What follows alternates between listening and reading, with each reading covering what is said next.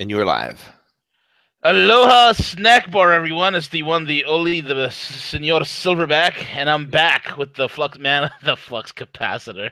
I'm sorry, the the master of the flux capacitor, and none other than Monica Perez, who is back with us again, shining her light onto the world situation and giving her insights the only way she knows how. And I don't think you guys need any introductions. If you do, just go back to the first show and you can get the whole rundown and bio of Monica's extensive background, which I spent 3 minutes explaining to everyone. With that Awesome. being said, Monica, welcome back. Hey, B. How's it Thanks. going? How Good. long time no speak? Long time no Yes. speak. Been Well, a if you're whole talking about like news time, like dog yeah. years, Oh, news forget years, about it. how much Yeah. can happen in a week? It's incomprehensible over a human lifetime. Yep. Absolutely. Where do you want to begin? I mean, let's untie this ball of yarn called current events. Like, where do you want to begin? Where do you want to start? I want to start with Volt 7. All right, we're going right to Volt 7. Go. Let's go. All right. Let's So I open it have, up. I'm super cynical. So I'm always looking for the angle. And I have a rule of thumb Yeah. that if it's on the front page of the Wall Street Journal every day for a week and it's supposed to be bad for the deep state, it's a psyop. It's a psychological operation.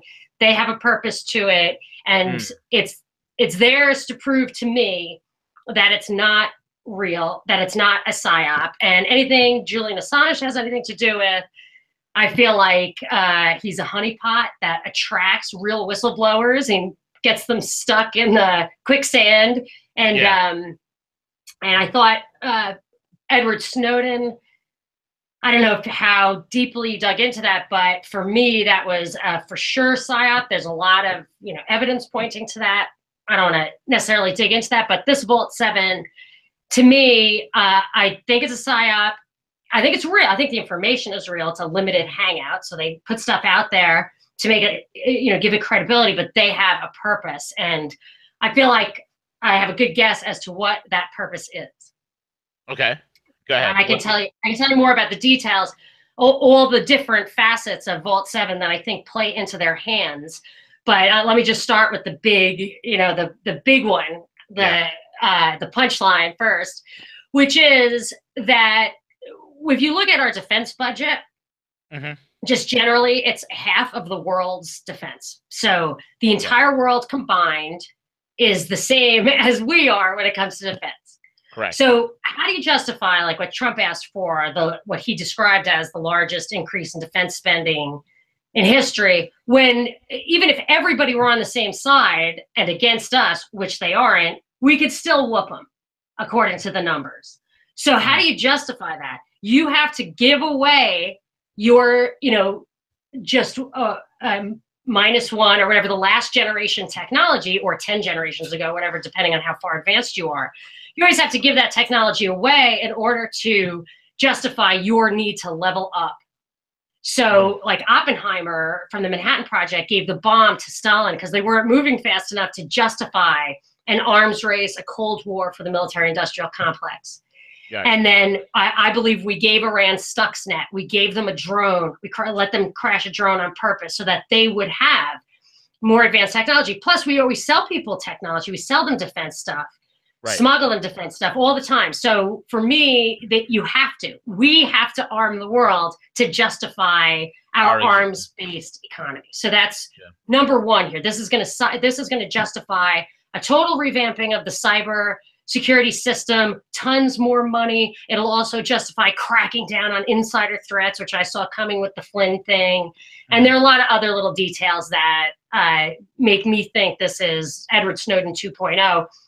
One thing is to pick up where he left off, it starts in 2013. They didn't have to attach it to a human being, so it can go on forever. And both of them said, we just wanted to start the discussion of what we want, which is, why would you fall on your sword to start a dumb chatter when really anyone who really cares about this stuff wants to restore the Bill of Rights, for example. Yeah. Right. Wow, that's an incredible statement. And you know what? It makes a lot of sense because there's one thing, and I do agree with you on that. I'm still trying to rack my brain around is this. We spend close to $600 billion in our ridiculously overblown military budget, which is 10 times more than the next closest nation. Why on earth increase it all the more?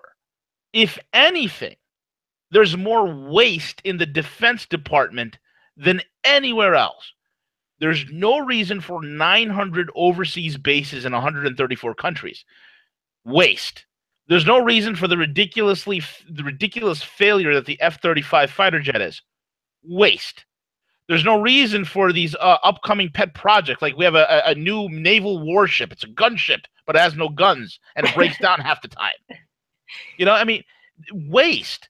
So yeah, more money is for sure not the answer. If they're so incompetent that they can't take half the world's military budget and pick off the enemies one by one, the problem is not the money. Right. The problem is not the money. So the question becomes, who gets the money and where's this money going? Where's it going to go next? Because already we have this overblown military budget. We have military bases all over the friggin' planet. I could only think of one way and where it's going to go. I think it's going to go domestic. What say you, Monica? I'm getting a sense it's going domestic, and maybe your angle of Volt 7 being a false flag where it can turn that security apparatus more inward. I mean, that's starting to make a lot of sense to me. They're insisting that specifically the CIA, which your guest said on Wednesday, Cliff, that the CIA is outward facing and the NSA is inward facing. Yeah. But like you see with the invasion of Iraq after 9/11, they don't actually have, there doesn't need to be any linear connection among the dots for them to justify what could easily be the next level of big cybersecurity act, where the whole thing is total information control. For me, it's surveillance, censorship, and propaganda. So right. all of that, they just want total control of that, and they're moving towards it one step at a time. And this will be another argument for it.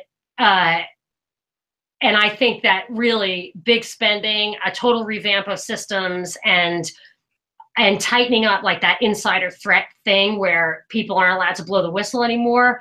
They're talking about they're talking about getting rid of that? No, sorry. Insider threat program was Obama administration's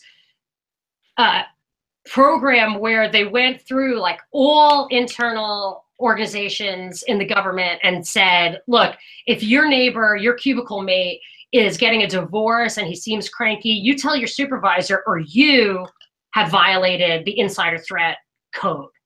You have to watch everybody all the time. It was like really a big deal at the time. Like it was like this was going overboard. And then when I saw Flynn get the business and Trump come out and say, hey, people, the leaks are the story, not the news is fake and the leaks are real. The leaks are the story, not Flynn's behavior. I saw that as signaling that we were about to have a leak crackdown. And the problem is not if there's a real national security interest. I would say national defense, which is very few actual things that they do are national defense, but it's that whistleblowers who come out and say you're violating the law. And so when I saw this Vault 7 thing talk about outside contractors, and I saw Trump say we really need to tighten up the number of reports in the different intelligence agencies, like it all looked like tightening up, controlling, so that if there's no information, no transparency, and the control's super centralized so that the president or whoever controls the president can access that apparatus, I mean, that's a true kind of police state, deep state apparatus mechanism. And I'm making sense. Is that too much? So this is how I'm thinking about it. I mean, I know that's why, like, I know a lot of people see the Trump phenomenon differently from how I see it. But for me, it was really the establishment's answer to the Tea Party. Like if you had Ron Paul as the leader of the grassroots disgruntled Americans, that's a real problem. But if you have a guy who believes in big government, who isn't an ideologue, who isn't going to fall on a sword for principles, who will put boots on the ground in Syria and bomb Yemen to smithereens, that the people will follow, like an outsider, it gives you a lot more power, kind of like Obama, hope and change. Mm-hmm. Mm-hmm. Interesting. Very Does that interesting. bum you out? I don't want to bum you No, out. it's a good It doesn't bum me out at all. You know, because one thing, I mean, one thing that the couple of things I can grasp at is I mean, there is a war in the deep state. I mean, there are factions that are fighting amongst themselves, and there's such Yeah. a fog of war to discern exactly, you know, what the heck's going on. It's you know, I know they it's say very that. difficult. I know people say that, and I just I believe there is infighting at the different levels, but for me, I just don't think that's the dominant dynamic. I think if you think about organizations you've been in, whether it's a school or a Yeah. corporation, the culture, the viewpoint of the guy on top just cascades down. You don't get anywhere if you're outside of that. And like, look what Sessions is doing. He's just, slashing people. What you said he was doing about getting rid of all the Obama people. It doesn't take long to get rid of Right. that other faction. But it's interesting because it does look like there are two factions. It really, really looks like that. I mean, I'm finally thinking that the Democrats are actually on their heels. I still think there's a chance that the pendulum swings backwards, and like in the European elections and stuff, you're going to get a reaction to the Brexit and Trump and people begging for globalism and world government. I mean, that could be the big picture here. But yeah, I mean, I agree with you. It's a little anywhere other than the absolute pinnacle of power, which I'm also not, certain of who's controlling it. I think there's infighting, but I feel like this stuff about censorship, surveillance, no matter which party's in charge, which faction, they all want that, and they're all working towards that. Yeah, I mean, men in power always want some sort of level of censorship and control. There's no doubt about it. It's what brand are we going to get is the big question here. And one thing that we were heading towards is this. I mean, let's see what happens. I mean, so far the people that he has. I mean, he just put Huntsman as the new ambassador to Russia, which is a great move. And he speaks Chinese. Like, that's a little weird. Yeah, yeah, he speaks perfect Chinese. He has Chinese kids that he's adopted. Oh, really? Yeah, Cool. his kids. Yeah, so he's a stand-up guy. Tillerson's great with working with the Russians as well. So it's a new world that's coming about, and how I think there's a lot of fratricide going on behind the scenes at this point. It's so difficult. I've never seen the fog of war this thick. So any sort of intel from any angle, I accept, and I look at it and I dissect it. Even what you're saying, it's like I totally get it. I'm like, yeah, because it's very important that we look at all angles, even the angles that are completely uncomfortable to our paradigm. Yes, and yes. We have to. I mean, I have been really on my heels after the Trump thing, because my paradigm did not allow for someone that really appears to be loose cannon. Just know, like, he feels out of control. He says things that are so divisive, so destabilizing. That is, and it's all done on purpose. The guy's a genius. Yeah. I mean, look what he did like about a week ago. Now in Sweden, and then the media just jumped down his throat. There's nothing going on in Sweden. And then you had, CNN's Don Lemonhead. Lemonhead was like, well, the facts are not valid, the numbers. And then what happened? The next day, Rinkeby and Malbo just exploded in riots. See, but I think that could have been the results of agents provocateur, that it could be a false flag. It's very possible. But then you also look at I mean, again, there's the timing is quite remarkable. And then the timing also, where on Saturday morning, Trump tweets out, hey, Obama hacked my phones. And then boom, Volt 7 on that the following, next few days. See, if Obama had been in office, when that stuff was starting to get so hot and heavy by the end, that just about everything Obama said was immediately followed up by some mass shooting or terrorist thing. Like, I really want to stop guns, and then a bunch of little kids get killed. Like, so now I'm seeing that pattern again. If Trump says it, and it's just like the Kate Steinle thing, who I know people think that my thinking that was a psyop that kind of launched Trump's campaign is a bit of a stretch. I'm waiting. That guy, the supposed perpetrator's trial keeps getting pushed back and pushed back. It's not covered by the news.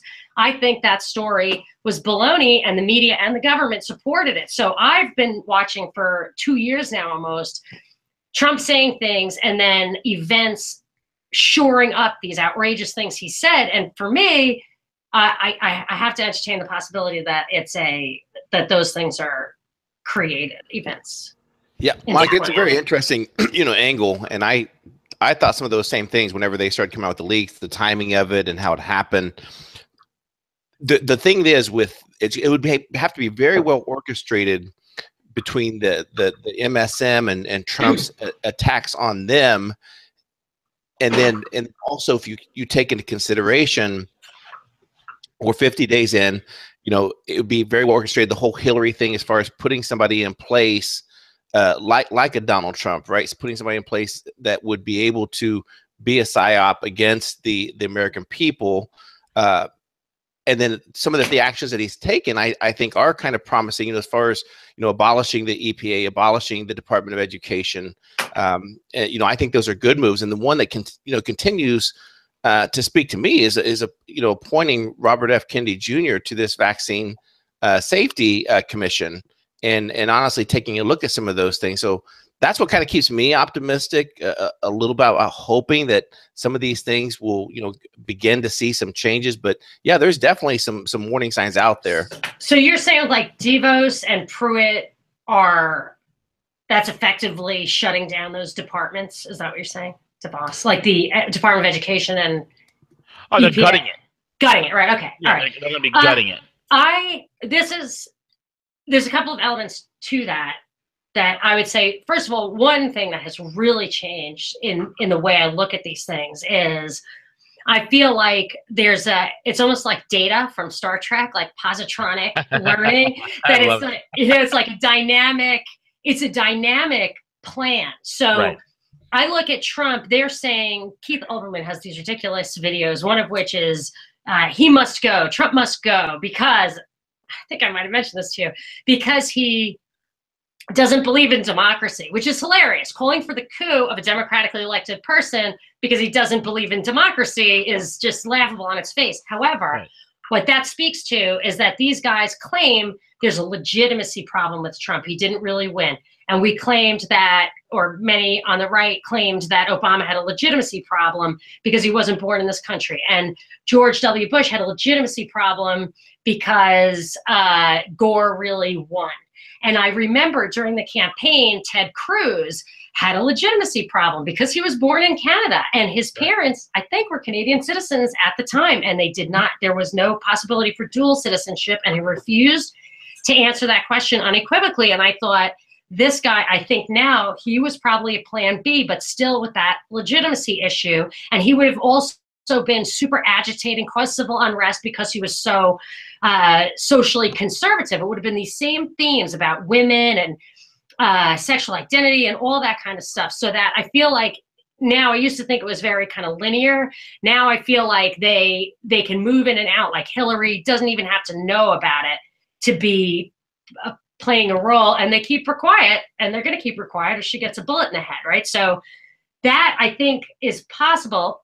And don't forget, Trump has been practicing improv for 14 years. So his reality show stuff, and I just know this, I was an investment banker, and now I have a radio show.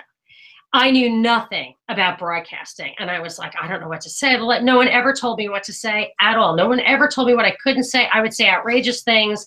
They would just tell me how to say it, like make sure you have your facts, don't scare people. Sometimes you can, get excited, but don't scream in their faces all the time. And you get you get the hang of, then you test the water. So if I said stuff about the mainstream media, people loved it. If I said stuff about the CFR, people loved it. If I said stuff about Obama, people loved it. I say stuff about Trump, people don't love that. And it's very quick to learn, like for Trump, to learn what he can say, what he can't say. And I just feel like it's just that it's outside of what I've ever seen before. So it looks really out there, but I feel like it might be tested territory, and kind of they know what it's going to lead to. And maybe the stuff like gutting the energy or gutting the EPA, gutting the Department of Education, doing the vaccine stuff is just a way to keep the people who believe in him believing, and ultimately let's see if the rubber hits the road. Mm-hmm. I think the clear line of demarcation on his entire administration will rise and fall on one thing alone. Will we become more nationalistic? Will we, forge a path that seeks less involvement overseas? Will we be able to have peaceable, good trade negotiations and relationships with the two other superpowers that are on this planet, which is Russia and China? And what is our place in this world after, this whole economy at some point? It's going to go through a massive reset. Those are the lines of demarcation. Now, if I don't see any of that, number one, and number two, if I'm glad Sessions is whacking everybody that's been appointed by Obama, every attorney general that's out there, which is a good thing.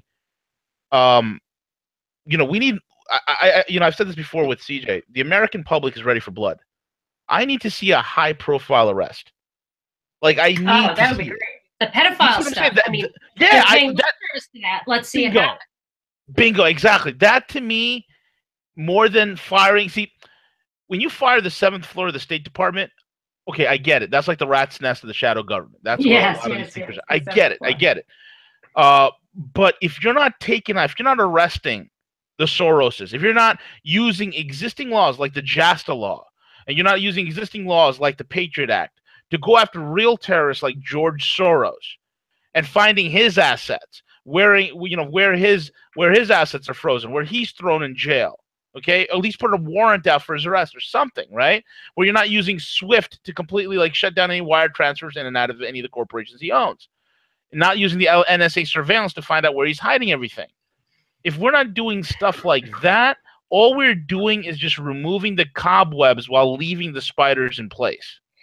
I think for me, first of all, like that you mentioned Soros, that's at that level, I would start to be convinced. If it was somebody like Podesta or Flynn, even going to jail or being charged or convicted or whatever, I would not be convinced, because like Petraeus and Bradley Manning, these guys are out now. So they might have been part Bradley Manning's really out now, but I sometimes wonder, these guys are so I feel like the cross-dressing thing, this is super down the rabbit hole though, but I feel like a lot of these guys are actors. Like I think Edward Snowden is really an actor. I doubt he even ever worked for the NSA or Booz Hamilton or any of that. I think he's just an actor, and he's got this image, and like same thing with Julian Assange, this image. And I wonder if like Assange sneaks out of the Ecuador embassy in drag. I've seen a picture of him in drag, like unrecognizable. And I wonder sometimes if they get these guys who are like, oh, you have two totally different personalities you can slip in and out of. But they even make high-level sacrifices. I mean, JFK was a high-level sacrifice. Nixon, if you think Watergate was a coup, high-level sacrifice of an insider. So even Soros might not be enough for me. I want to see a step away from world government. I want to see the IMF lose some power. I want to see that we're seeing. Yeah. We're seeing that already. You think? Okay, well maybe I'm not paying attention to it enough. Yeah, just all you got to do is this. IMF's a joke. It hasn't been funded in over 2.5 years. China's the only one that's been funding it.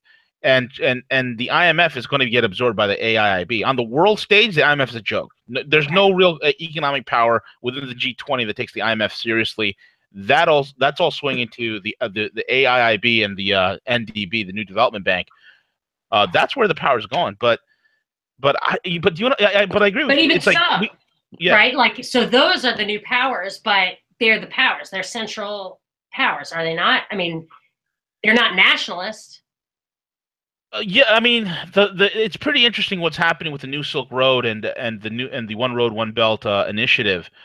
Like for instance, the AIIB that has right now 57 nations that are members of the AIIB, and I think the head of the AIIB is an appointed Indian national, and this is a Chinese created bank. And U.S. and a lot of the Western quote unquote allies have signed up also to be, be members of this, because, they cannot ignore, what's being done with the New Silk Road and the physical economy that's being, built around that because of the trade.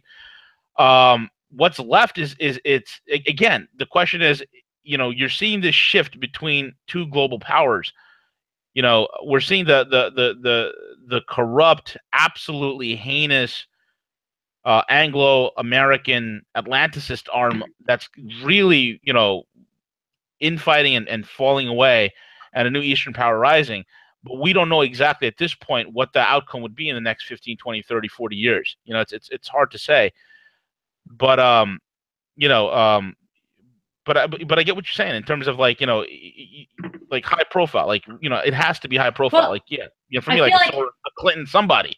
The thing about having regional centralization of banks or whatever it is, I feel like the Trilateral Commission was established so that they could take the European, lateral unit, the North American lateral unit, and the Asian lateral unit, and regionalize that stuff, and then just stitch it back up later. So into the world government thing, so for me, I feel like I don't have anything that's that structured. I feel like there's a power behind it. That I used to think the BRICS or like the non-aligned thing was going to disrupt the West. And I used to think Putin, I had hope that Putin was the outsider. And then I don't have that hope. It has disrupted the West. What does the West have left? I mean, look at the G7. I like to call them the insolvent seven. Yeah. Here's the problem. Here's where I can't stitch the stuff together that way. Like, I can't just take it for what you see is what you get. Rockefellers, it's been documented repeatedly. They gave China technology. We gave China defense stuff, like, illegally. We've made them this powerhouse. Nixon opened the doors to that. I just can't help but think that there's a plan behind that. It didn't just get rogue, Mm-hmm. Yeah, no way. No, I'm not saying no way. No, I said, yeah. I mean, it's very possible. But but one of the things about these globalists, the way they behave, the way they act, is this. I mean, they spent, trillions upon trillions upon trillions of dollars, building up global government, right? I mean, you see the Eurozone, that was their pet project, especially Soros. Yeah, absolutely. So they spent trillions of dollars on this. And they spent decades upon decades upon decades in planning. I remember back in '68, they were floating, bonds. J.P. Morgan was creating the bonds that eventually helped create the Euro bonds, and they did it right in Belgium through Euroclear, with the establishment of Euroclear. So this was way long in the works, and then to have it explode on them, because as so many prideful human beings, the elites are also prone to fail, and failure as well, and fail miserably. Their whole globalist one world government project has really hit some major road bumps, and it's fallen apart, because what the world's doing is they want trade. They don't want this centralized, control over their lives. The nations want to seek their own destiny. And I think that's what we're seeing. That I think the concept that's being brought out by China and Russia is completely 180 degrees diametrically opposed to what was running by the West for the last several decades. It's complete opposite.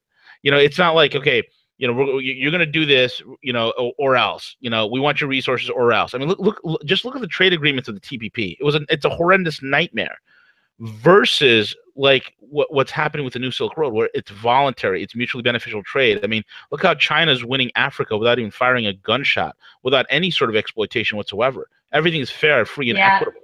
It's incredible.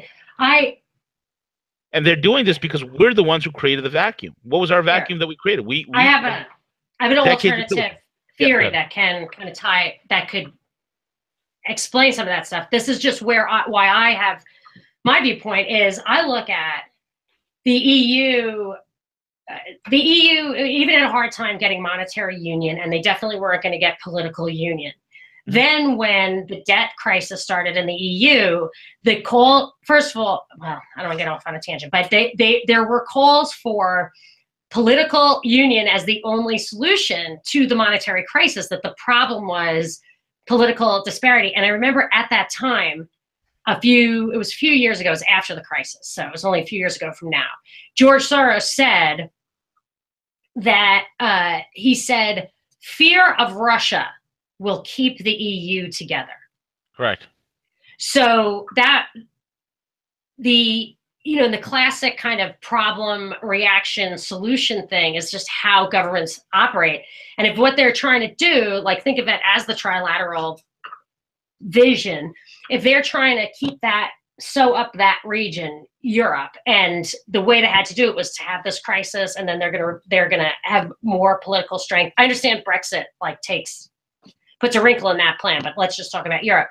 So then they can maybe sew up that regional entity. And another longer term thinking from coming out of Rockefeller and Brzezinski and stuff from way back when was this convergence between East and West. And the only way to do that would be to put the brakes on Western industrial development, really slow it down, and then at the same time ramp up China and Russia, the kind of Eurasian continent, so that, like a car and a transmission, the engine and the wheels, they have to be going roughly the same speed in order to sync. And that maybe that's what it's all about. I the way you describe it and the way I like to look at it, the New Silk Road, I mean, it really seems that they're leapfrogging the West, but I feel like that and maybe that's the point at which it just got out of control.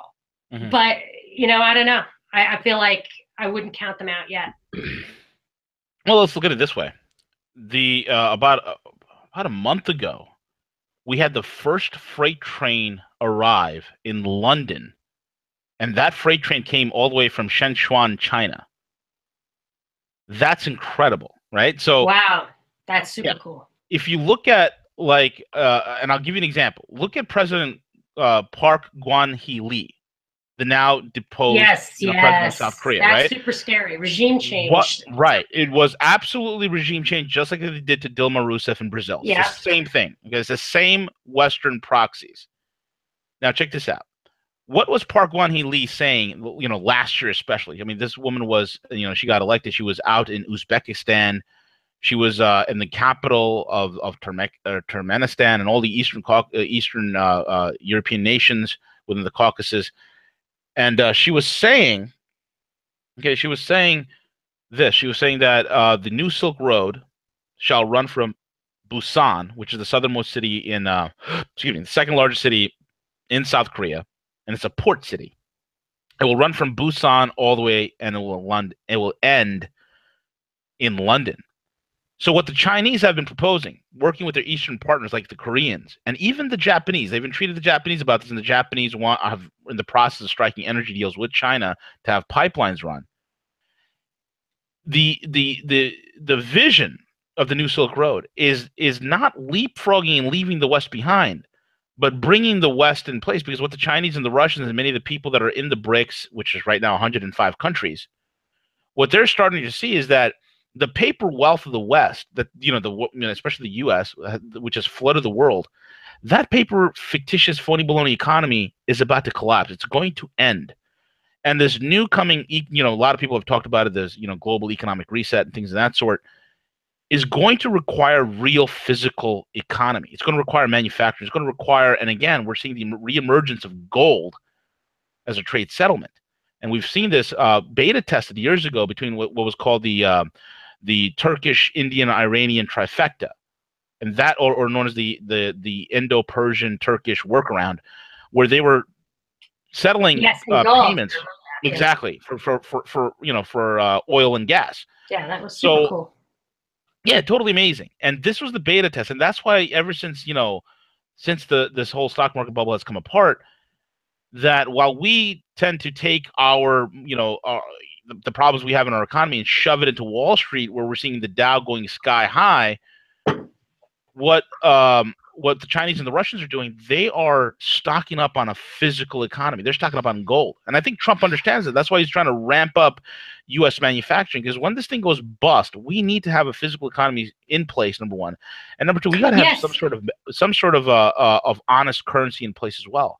So that's the difference here. So the West's power in order for them to build up their military, this, that, and the other, was this fictitious, phony, baloney economy that was running in the entire Western banking system. That fictitious thing it's soon to come to an end. I must admit that real change, like they actually bring manufacturing here, I'm really puzzling over. I thought it was just some strange political stunt during the campaign to talk about populism and the Midwest and manufacturing and all that kind of stuff, because I never heard any currents of that ever. So that just was completely made up. And I thought they're just trying to create a meme that justifies the rise of Trump, which is their creation. I don't know.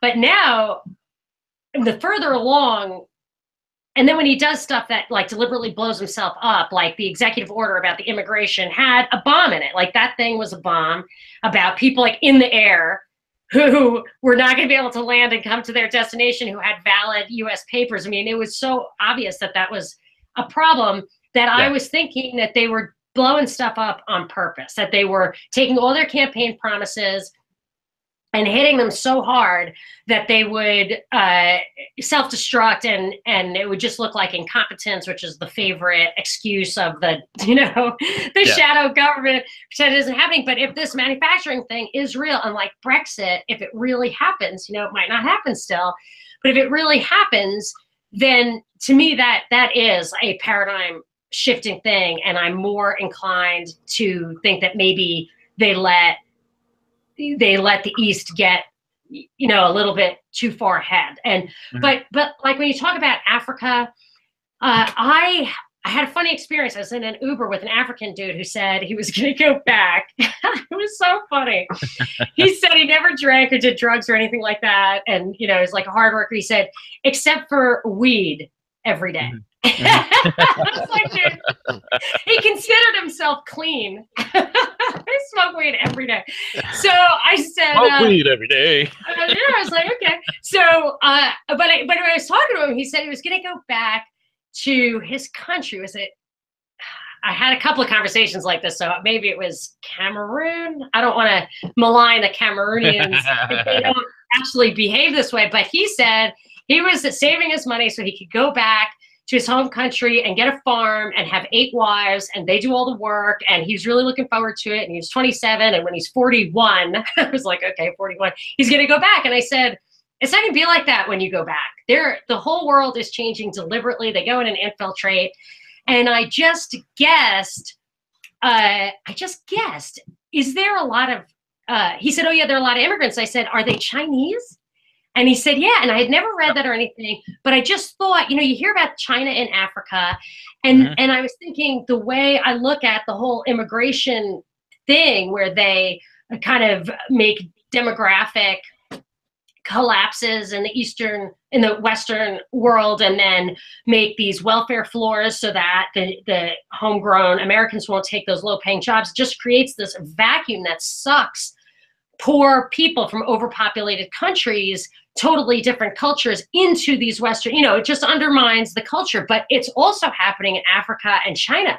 These immigration, artificial immigration flows that are meant to kind of, I have always felt, to break down cultures. And that in itself could be for no other reason. There are many possible reasons, but I'm saying one reason that's good enough to justify it 100% would be that it plays right into the hands of globalists, world government people who want nationalism to stop, which is why, of course, nationalism and immigration stuff that's happening here, if it's real, would actually, I think it might cause an economic collapse on its own, but it needs to. Yeah, but regardless, if it is going to stop, and that would be a complete paradigm shift. But I feel like the immigration stuff that we're looking at is happening all over the world, in the poor countries and the rich countries. Yeah. And that lends itself to the explanation that these forces all come from, have the goal still world government, total globalization, maybe one currency. Well, but here's the thing. Yeah. Right? When you look at what China's doing in Russia, right? It's not, they're I can't even call it their brand of globalization, and globalization is such a dirty word now, thanks to the West, but their brand of globalization. I used to love it. I mean, I'm a free trade. I'm an anarcho-capitalist. Right, exactly. You know, I mean, to me, I want to be able to. There are no borders.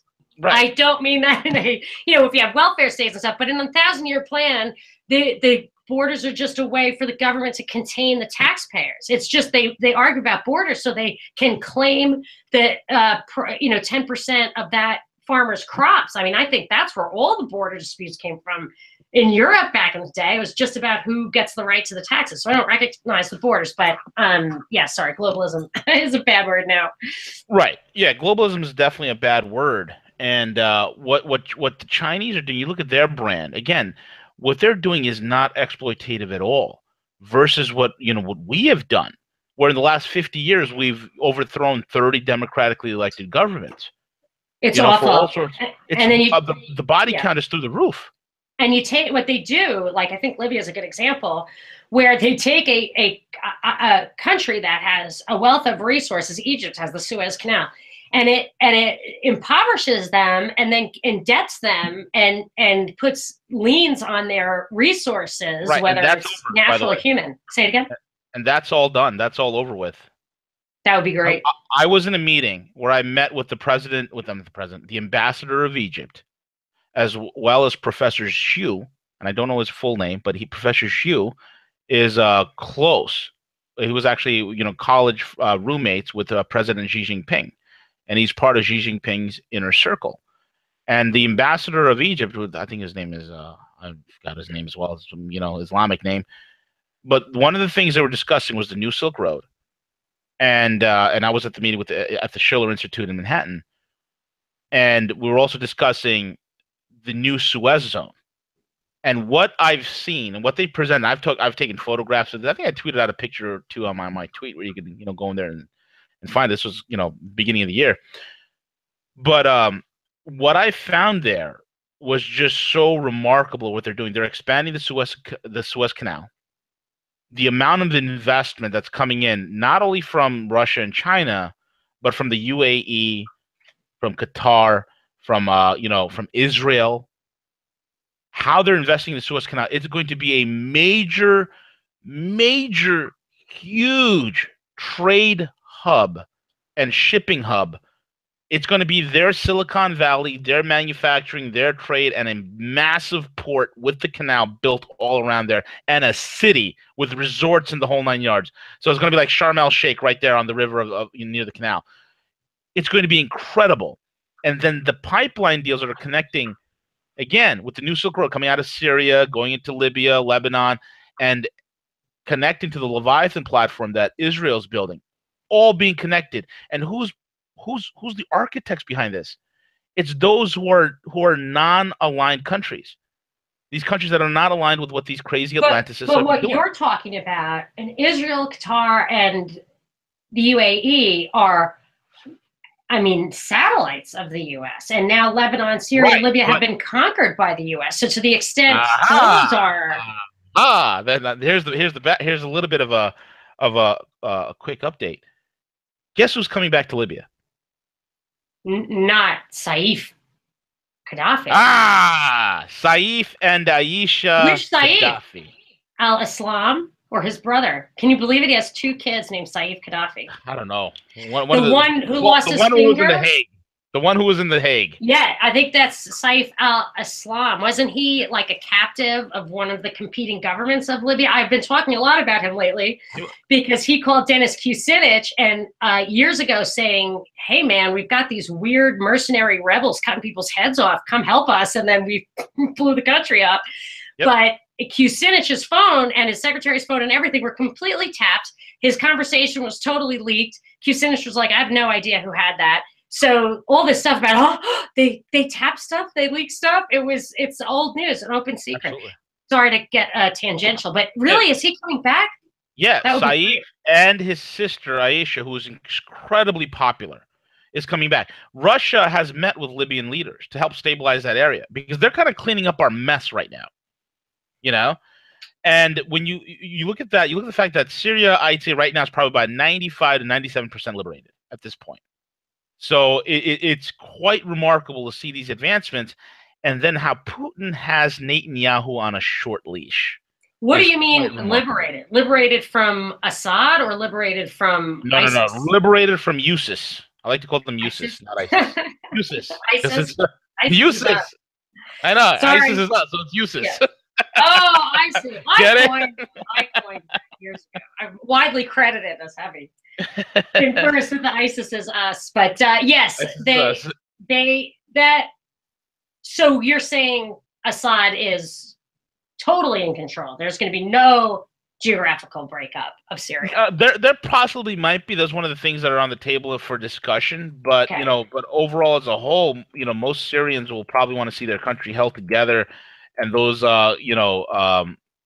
Sykes-Picot drawn in borders to remain. So that's one thing.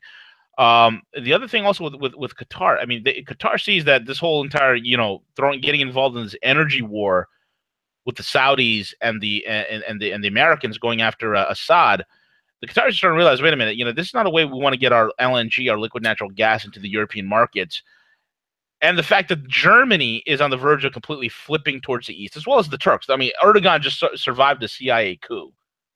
So Erdogan, yes. I'm no big fan of him, but he is like, I'm out of here, That coup has more layers to that onion than I could peel.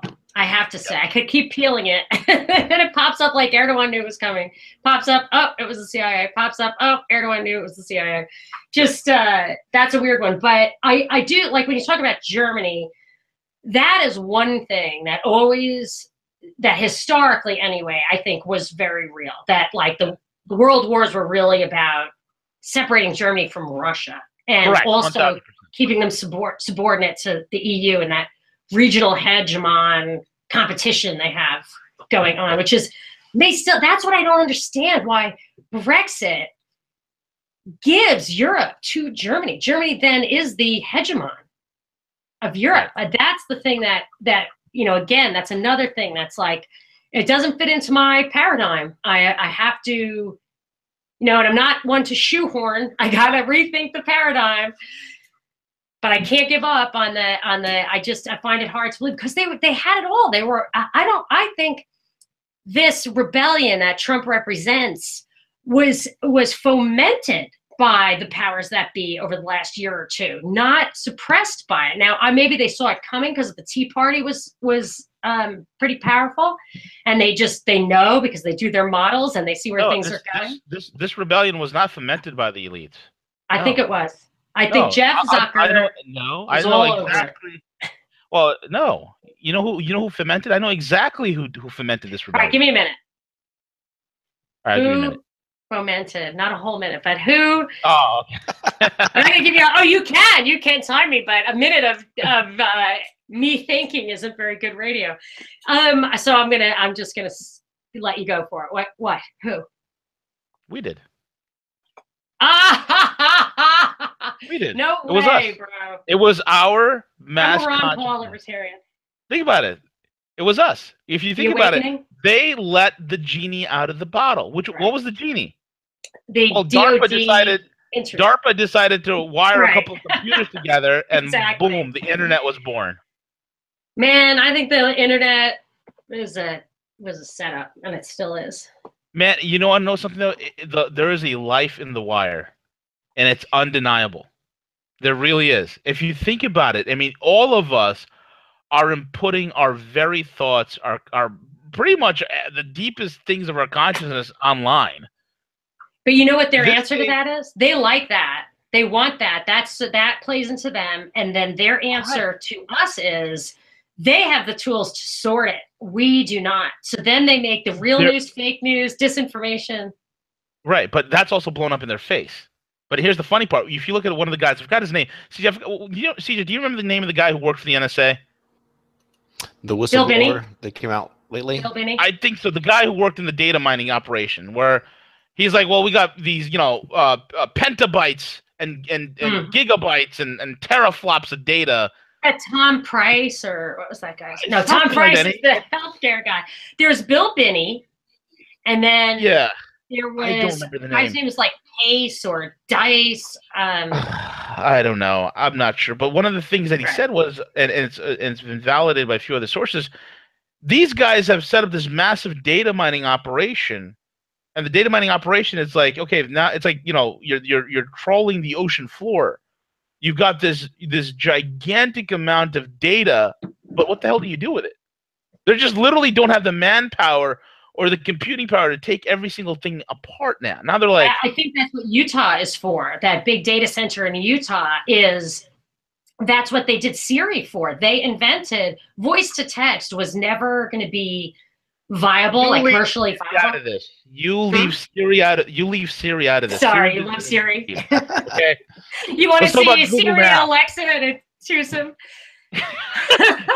Siri and Alexa is like a battle royal between the two. But yes, I feel like they actually, the reason they developed a voice to text was because text was so much easier to store and to search, and that's what that's all about. That they already cracked that code. Is it Thomas Drake? I just used my little supercomputer for that. Thomas Drake sounds right. Yeah, I think it's Drake. He was the one that. So I think that they do. I feel like we are overwhelmed by information. That was their answer to this, and they always knew that's what it was going to be. So first we give them everything. That's the surveillance side, and then they have the censorship and the propaganda, but it's really just being overwhelmed. It's cognitive dissonance. I mean, if I can't figure it out, and I'm a person who spends, as far as like an educated voter, I read this stuff all day long, and all I do is try to think about it. I've been highly educated, got some horsepower. If I can't figure it out, then it's not a system that's suitable for like a democracy. The average voter is not going to be able to make heads or tails out of it. Mm-hmm. Right, exactly. And so you look at, you look at that whole entire thing, and plus the fact they're blinded by their own hubris. They always underestimate the power of human culture. Like Germans, at the end of the day, Germans are starting to wake up and starting to realize it is better for us to be German. I'd rather be called Hans than Ahmed. Yeah, they were on the run though for decades. I mean, you heard about what the Swedes are doing? They're right now like. I got a text from a buddy of mine who's got back from overseas. He's like, Swedish girls are trying to find American men to escape Sweden. They want to get married and get the hell out of Sweden. Yeah. I mean, these are the descendants of Vikings. What happened? I know. I thought that too. I was like, you're Vikings. Like, you have to stand up. What happened, you guys? Grow a pair. Yeah, seriously. But that's why the wall seems silly to me, because Sweden demonstrates and Germany demonstrates that its policies and politicians, they have worse problems than we do as far as immigration goes. It's not about the tactics of keeping them out, and we're just standing at the border with our Uzis scratching our heads like, gee, what do you do to keep people from coming over here? It's not the wall is not the answer. It's the policies. And if you look at that, William Weld and Heidi Cruz wrote that. Did you see that document, a Council on Foreign Relations document called the North American Union? Oh, yeah. About breaking down all the barriers. And they had like secret groups that were going to help the legislators normalize laws, and they were going to try to pass something that made the law of the most restrictive country, so a labor law or minimum wage law or whatever in Canada was automatically going to be the law in the US and Mexico. So they were trying to do it through policy. So the wall isn't an answer to policy, and that's what Sweden and Germany have problems with. It's a true pathocracy. It's a government that works against the interests of the people who empower it. Right, exactly, and it's a huge problem. Then you can, at the same time, you can't have these cultures who are completely incompatible, with our way of life coming in. And that's what I said. I have my former au pair is Swedish, and she lived with us. And I would say to her, and she was telling me about this, she can't get an apartment because they're actually earmarked for immigrants and refugees and stuff. Yeah, and I'm saying to her, like, why? She said, oh, there are a lot of Somalians and Iraqis. And I said to her, really? Because there's a civil war in Ukraine, which is like 5 minutes away. Why? It's a lot more culturally compatible. I'm sure if you absolutely have to have millions of refugees, you could surely get them from Ukraine. You know, I mean, if you think about the geography of those places, they're all kind of Russian. You know, you could just, it makes a lot more sense. And why would they not do that? I mean, it's a policy. But you know what? It doesn't fit in with Soros and the globalists and Ziggy B's plan of their technocratic world government. It doesn't kind of fit in with that mold. So that's why, you know, Somalis and Iraqis and the Islamic horde back in Europe again makes more sense to them. But then you're taking Chinese by the millions and putting them in Africa. So they're not taking the Chinese and putting them. No, Chinese I'm not. They're what? They're willingly going. I'm just saying, okay, regardless of who's like behind it, happens to be that the cultures those people are coming from, leaving behind, are also being forever displaced by a new culture. Mm-hmm. So it just all feeds into that world government thing where there's absolutely nothing but, there's no place to look but up. You know, look up. I call it upsourcing. You look up to the government that's higher rather than to your community. Right. And this time around, what's happening is it's blowback, where now you're seeing, you know, a lot of the Germans and Swedes and Europeans that are starting to wake up. They're seeing this influx, and they're seeing the abject, emasculated, total failure of their government, and they're looking up and they're like, why are you guys in power? We're going to overthrow you. That's what they're terrified of. This whole thing is kind of blown up in their face. You don't see any element of a deliberate reaction. I mean, these people were weaned on fear of Nazis, not Germans, but people outside, like the European community generally. Europeans, when you talk to them, they're absolutely terrified of fascism and Nazism. And if they see Brexit and Trump and maybe the right sector, not right sector, but the right movements in Germany, maybe they will. I mean, if they actually have democracy by the numbers and just go out and vote, I would say the vast majority of Europeans would vote towards globalism before they would vote towards nationalism, because they fear the nationalism of Germany, of the US. You know, I mean, I guess, but when you look at like places like Sweden, where, you know, you're raped right now, you're the rape capital of the world per capita. Your rape went up 1,300%, where 2% of the population is committing 80% of the rapes. Then there's a problem. That's, you know, I guess the Hegelian dialectic works both ways, and I think the elite have kind of forgotten that. I think, you know? I don't want to be contrarian, but my Swedish friend told me that they changed the way. I'm not arguing with it. I absolutely agree there's problems there. I know there are. She says there are, but they also did change the way rapes were calculated and reported. I think they're playing into that, probably for that dialectical reason, to make people more agitated, because that's another thing. Agitating the population against itself is a great way for people to call for more policing, more government power. Sure. But that's great that you say that. But the problem is there is no policing. There is no government lockdown. There's no government power. The government's pretty much at what point? I mean, already we've had like mass rapes occur, you know, televised, you know, live stream on Twitter, on Facebook, on YouTube. We see maybe it has to escalate to the point where you have a state of emergency, so you can have martial law and just throw it all out the window. I'm afraid of that for here. I'm afraid that's what's going on here. Well, you look at the two riots they had at Rinkeby, where things were like literally burning into the ground in Rinkeby and Malbo. The perfect time to crack down. What do? Yeah. They just did nothing. They're terrified. The Europeans are absolutely emasculated and terrified. I don't know. I mean, I believe you, but I'm just saying, I'm afraid that this is playing into a mass, like the government creates problems and then creates solutions that were really the point of creating the problem. That's what they do. Correct. And that's the dialectic they've been running for several decades. The question is that starting to fail? And I think that luster that they once had is severely damaged. Now there's solutions in this world where there wasn't any solutions before. I mean, look at the mechanisms of control that the greatest power these people have is their ability to control your perception. They've lost that. Absolutely. Yes, totally. Yes, but they don't. They're not, right? These perceptions that you and I think we're having, are they not generated by the glowing boxes that we are staring at?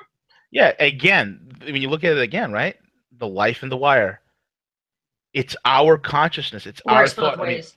Mhm. boom, exactly. It's social media. I mean, and then you have idiots like Facebook that we're gonna stop free speech. I know. Everything is up for disruption right now. Bitcoin is disrupting banking. It's social. There's going to be. I mean, look at Gab. What Gab is about to do to Twitter, and there's going to be other ventures out there that are going to be soon and coming. That's going to be going after the Facebooks of the world and all these social media I giants love that start that. taking them out.